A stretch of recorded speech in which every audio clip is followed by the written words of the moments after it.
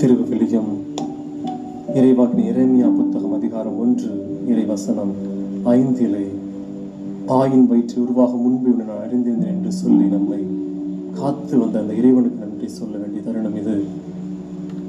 இதோ இயற்கை இறைவனின் கையெழுத்து என்று சொல்லி அந்த இயற்கையின் வழியாக நமக்கு அனைத்தையும் வழங்கிய அந்த எல்லாம் வல்ல இறைவனுக்கு நன்றி சொல்லுவோம். காலத்தினார் செய்த நன்றி சிறிதனினும் ஞானத்தின் மான பெரிது என்ற அருமையான திருக்குறளுக்கு ஏற்ப நமக்கு தேவைப்பட்ட நேரங்களிலெல்லாம் நமக்கு உதவிய நல்ல உள்ளங்களை நினைத்து பார்த்து அவர்களை அழைத்து நன்றி சொல்ல வேண்டிய தருணம் இது.